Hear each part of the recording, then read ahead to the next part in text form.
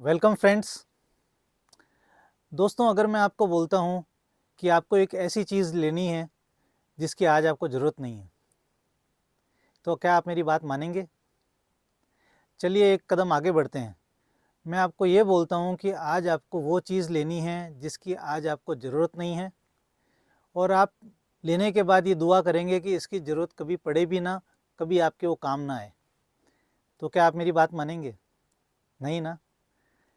लेकिन मेरी थोड़ी सी एक बात आगे बताता हूँ, फिर आप शायद मान जाएं।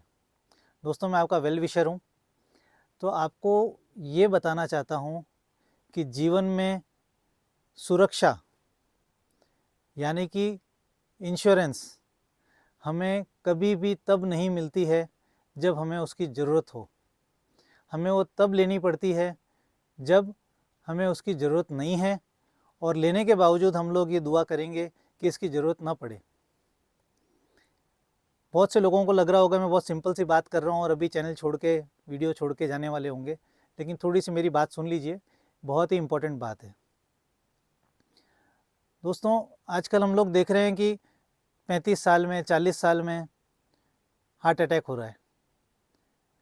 लेडीज़ को गायनिक प्रॉब्लम्स हो रही, ऑपरेशंस हो रहे हैं।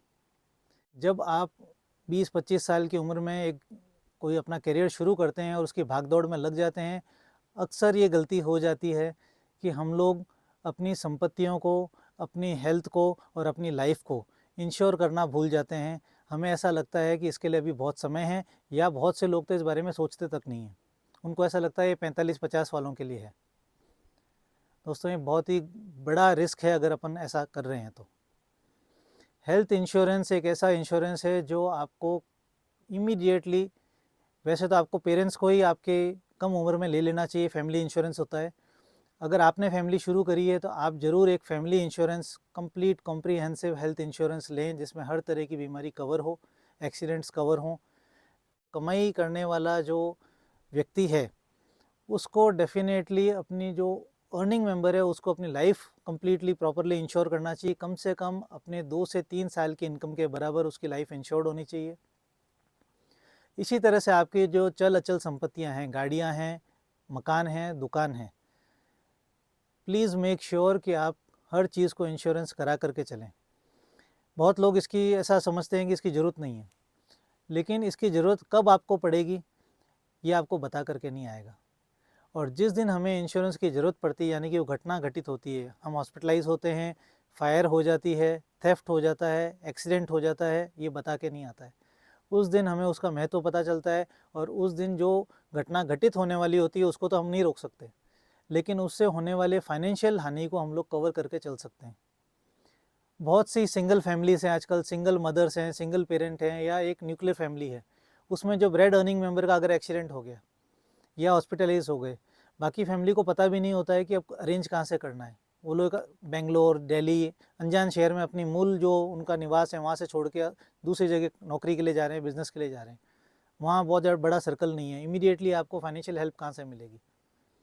तो बहुत ही underrated and under talked subject है। लोग बहुत सारी दूसरी बातें करते हैं, फाइनेंशियल प्लानिंग कीजिए, पैसा सेव कीजिए, म्यूचुअल फंड में डालिए, सब जगह डालिए, सारे इंतज़ाम कम पड़ जाते हैं जिस दिन कोई बड़ी घटना घटित होती है। तो प्लीज़ आप इसका एक असेसमेंट कीजिए, अपनी लाइफ इंश्योरेंस का असेसमेंट कीजिए कि कितना आपका, किस वैल्यू का लाइफ इंश्योरेंस होना चाहिए। आपकी मेडिक्लेम जो पॉलिसी है अपनी पूरी फैमिली की, उसका एक असेसमेंट कीजिए, उसको करवाइए। और जितनी भी आपकी संपत्तियां हैं उसको आप प्रॉपरली इंश्योर करा करके रिन्यूअल्स पे ध्यान रखें। एवरी ईयर विदाउट फेल उसको रिन्यू करें। ये आपको कभी भी ज़रूरत पड़ने पे नहीं मिलेगी, ये पहले ही लेना पड़ेगा। इसी तरह से जो भी आपकी अचल संपत्तियां हैं वहाँ पे आप फायर एक्सटिंग्विशर्स डेफिनेटली रखें। फायर आज की तारीख में बहुत कॉमन एक कॉज ऑफ लॉस है, और ज़्यादातर क्लेम्स कमर्शियल एस्टेब्लिशमेंट तो डेफिनेटली टर्न डाउन हो जाते हैं अगर वहाँ पे फायर फाइटिंग के आपने इक्विपमेंट और हाइड्रेंट्स नहीं लगा के रखें।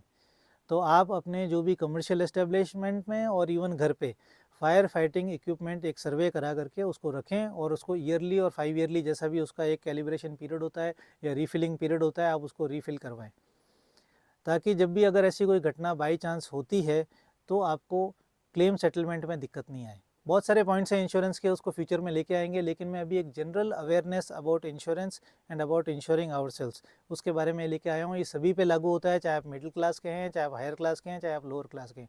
अपनी संपत्ति की वैल्यू और इनकम के हिसाब से लाइफ इंश्योरेंस, मेडिकल इंश्योरेंस और संपत्ति का इंश्योरेंस ज़रूर करें। मुझे लगता है कि ये वीडियो आपको सभी को शेयर भी करना चाहिए, ताकि अगर कोई इस बात को अंडररेटेड करके चल रहा है, इसको मान के नहीं चल रहा है, तो ढंग से उसको समझे और दुआ कीजिए कि हमें कभी भी इस इंश्योरेंस की ज़रूरत नहीं पड़े, क्योंकि उसका ट्रॉमा जो है उससे बचना ज़्यादा ज़रूरी है। फाइनेंशियल लॉस से ये कवर कर देगा, ट्रॉमा से नहीं करेगा। तो हम उम्मीद यही करें कि इंश्योरेंस लें ज़रूर, लेकिन वो कभी हमारे काम नहीं आए। वीडियो आपको अच्छा लगे तो उसको लाइक कीजिए, चैनल को सब्सक्राइब कीजिए। Thank you so much. जय हिंद।